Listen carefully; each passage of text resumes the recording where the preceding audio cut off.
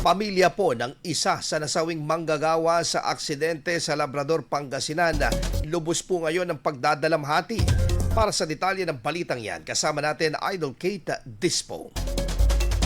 104.7 IFM Report.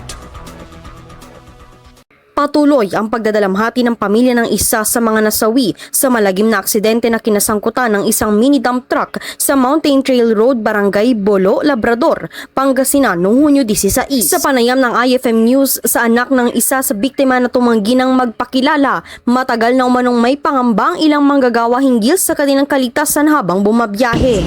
Sobrang sakit. Kasi may mga yung sa kumpanya nila. Sana yung unang nangyari, sana inaksyonan na agad para hindi na sana nagkaganto. Para hindi na sana nawala si Papa. Sana makakaabot pa rin sila sa graduation namin ng kapatid ko.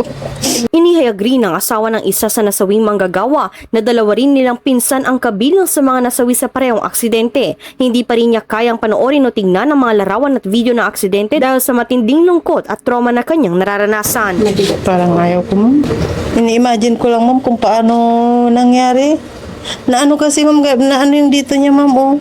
Saan po ba ang tama? Ito po yung tama, ay dito, yung tama niya dito. Lumubog ito, ma'am. Lumubog yung ulo niya. Tapos, sabi nung mga pinsan niya, hindi ko talagang tiningnan. Ang tiningnan ko lang yung panglabas lang. Hindi ko nakita yung sa braso niya kasi nakasweater siya. Tsaka yung dito daw niya, ma'am, ay parang naano daw dito, oh. Halos matanggal. Yung isang hita niya, ma'am, tsaka ito. Yun yung kwento nung kanina nung sa nasa punerarya, ma'am. No? Nangako naman umano ang kumpanya na magbibigay ng tulong pinansyal para sa burol at iba pang gastusin ng pamilya. Gayunman, hindi pa malinaw kung sasagutin ng kumpanya ang lahat ng gastusin kaugnay ng insidente.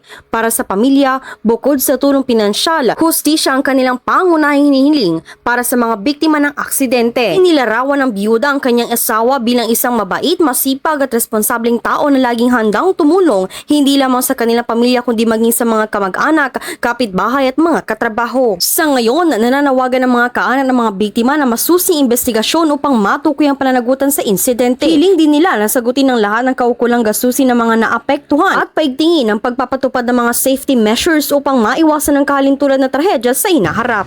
Sapat na po ba ito sa inyo? Hindi po.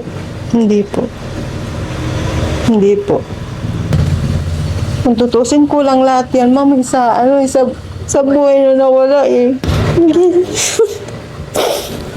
Sobrang ewan ko, sobrang hirap niyang kalimutan, ma'am. Sobrang siya eh.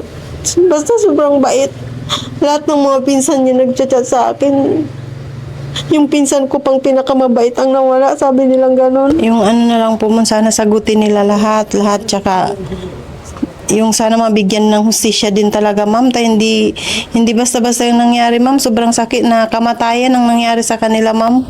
Yun talaga hinihingi namin, ma'am. Talaga, hustisya, ma'am. Ang hirap tanggapin pa. Patuloy pa rin ang investigasyon ng mga otoridad upang matukoy ang tunay na sanhi ng aksidente. Kasama mula rito sa IFM Dagupan, ako po si Idol Kate Dispo. Tatak, IFM. IFM News. IFM News. IFM News.